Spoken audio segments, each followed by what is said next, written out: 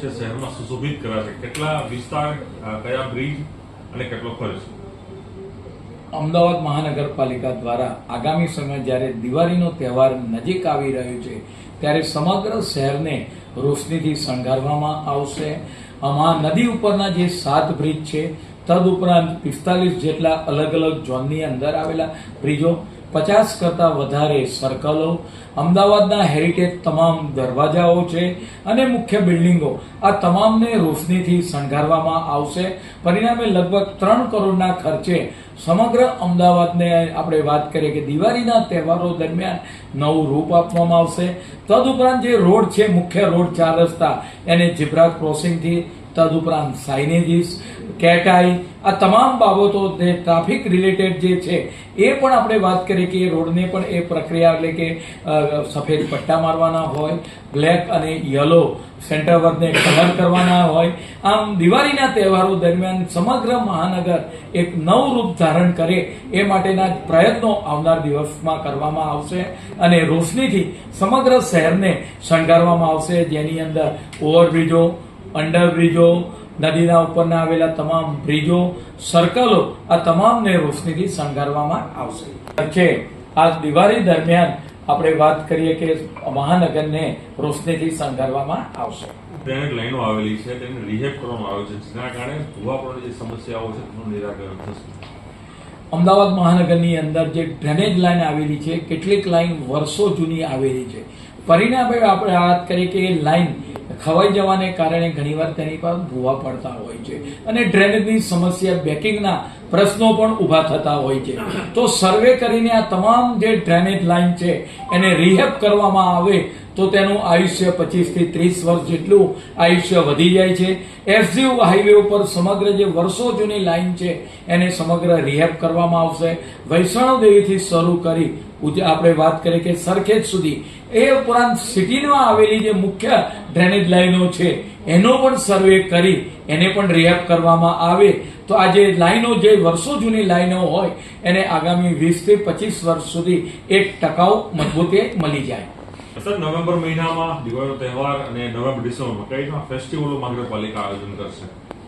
આગામી સમયગાળા દરમિયાન દિવાળી, બેસતું વર્ષ, આપણે વાત કરીએ કે તહેવારો આવી રહ્યા છે, ત્યાર પછી લાભ પાંચમ પછી લગભગ 10 નવેમ્બર થી 20 નવેમ્બરની વચ્ચે અમદાવાદ મહાનગરપાલિકા દ્વારા વિવિધ ફેસ્ટિવલોનું જે આયોજન દર વર્ષે કરવામાં આવે છે, એમ આ વખતે પણ આપણે વાત કરીએ કે નેશનલ બુક ફેર એટલે બુક ફેરનું આયોજન કે અમદાવાદની જનતા એ સાહિત્ય પ્રેમી જનતા છે, વાંચન પ્રેમી જનતા છે, એક જ જગ્યાએથી એને તમામ પ્રકારનું સાહિત્ય, ધાર્મિક સાહિત્ય હોય, સાંસ્કૃતિક સાહિત્ય હોય, યુવાનો માટે રસના વિષયો હોય, મહિલાઓ માટેના કુકિંગના રિલેટેડ આપણે વાત કરીએ કે સાહિત્ય હોય, એના વર્ગો કરવામાં આવે.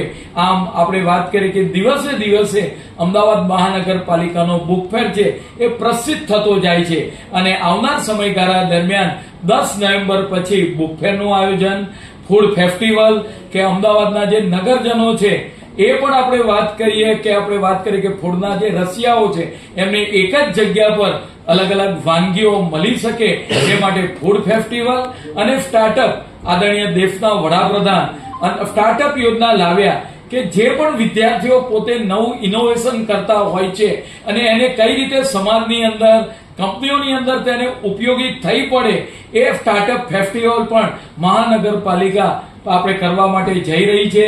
કદાચ દેશની પ્રથમ મહાનગરપાલિકા હશે કે જે ઇનોવેશન, આવું જે સ્ટાર્ટઅપ કરતા હશે, વિદ્યાર્થીઓ પોતાની કંપની શરૂ કરતા હશે તો એમના માટે પ્લેટફોર્મ પૂરું પાડશે.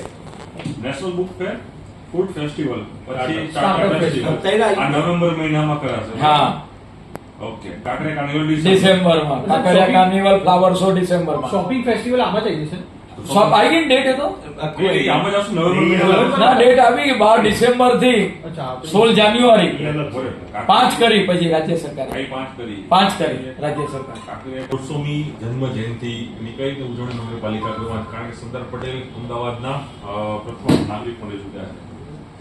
આયર્ન મેન, લોખંડી પુરુષ અને સરદાર વલ્લભભાઈ પટેલ અમદાવાદ મહાનગરપાલિકાના પ્રથમ મેયર હતા. તદ ઉપરાંત આપણે વાત કરીએ કે ભારત સરકારના ગૃહમંત્રી કે 542 રજવાડાઓને એકત્ર કરી અખંડ ભારતનું નિર્માણ કર્યું. જ્યારે સરદાર વલ્લભભાઈ પટેલની 150મી જન્મ જયંતિ ભવ્ય રીતે ઉજવવામાં આવે તે માટે સરદાર સાહેબ મેયર બન્યા ત્યારે જે બિલ્ડિંગમાં બેસતા હતા એ બિલ્ડિંગનું રિનોવેશન, તદુપરાંત એ સભાખંડ અને આખું બિલ્ડિંગ એને આપણે રિપેરિંગ કરવામાં આવશે, કલર કામ, તદુપરાંત એને રોશનીથી પણ શણગારવામાં આવશે. તદુપરાંત દરેક ઝોનની અંદર સરદાર સાહેબના સાંસ્કૃતિક કાર્યક્રમો 31 ઓક્ટોબરના રોજ ઝોન દીઠ 2 સાંસ્કૃતિક કાર્યક્રમો એ પણ 48 વોર્ડોની અંદર કરવામાં આવશે. તદુપરાંત બાળકોની અંદર સરદાર વલ્લભભાઈ પટેલ એમને જે કરેલા કર્મો છે આજે પણ આપણે વાત કરીએ કે કંઠે આપણે યાદ કરતા હોય છે. સરદાર વલ્લભભાઈ પટેલના જ કારણે અખંડ ભારતનું જે નિર્માણ થયું, 542 રજવાડા એકત્ર કર્યા, એના માટે બાળકોની અંદર એ વક્તૃત્વ સ્પર્ધા હોય, ચિત્રલેખા સ્પર્ધા હોય કે એના ચિત્રો રજૂ કરે, તદુપરાંત એના અંગેની ક્વિઝ હોય સરદાર સાહેબ પરની, તો એ ક્વિઝ આ બધા જ કાર્યક્રમો આગામી સમયગાળા દરમિયાન સરદાર વલ્લભભાઈ પટેલની 150મી જ્યારે જન્મ જયંતિ આવતી હોય ત્યારે ભવ્ય રીતે ઉજવાય એ માટેના કામને પણ આજે મંજૂરી આપવામાં આવી છે. વિસ્તારમાં ઓડિટોરિયમ હોલ બનાવવામાં આવ્યો છે. કેટલો લાભ મળશે અને અમદાવાદમાં કેટલા હોલ છે જેથી અમદાવાદીનો લાભ મળી શકે? દસકોઈ વિધાનસભાના કઠવાડા એટલે નિકોલ વોર્ડ અંતર્ગત ત્યાં આગળ અમદાવાદનો સૌથી મોટામાં મોટો ઓડિટોરિયમ જેની કેપેસિટી 1052 વ્યક્તિ ઓડિટોરિયમમાં બેસી શકે એટલો ઓડિટોરિયમ તૈયાર કરવામાં આવ્યો છે.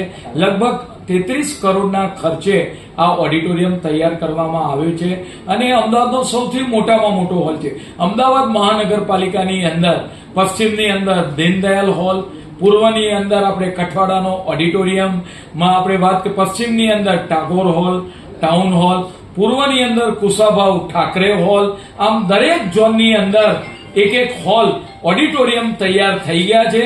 પૂર્વની અંદર જે ઓડિટોરિયમ તૈયાર કરવામાં આવ્યો તેની સાથે 450 વ્યક્તિનો પ્રસંગ થઈ શકે પૂર્વ વિસ્તારના લોકોનો એવો એસી બેન્કેટ હોલ અને આપણે એક વાત કરીએ કે મલ્ટીપર્પઝ હોલ જેની અંદર 500 વ્યક્તિઓ બેસી શકે એવો મલ્ટીપર્પઝ હોલ પણ આપણે વાત કરીએ કે આ તૈયાર કરવામાં આવ્યો છે.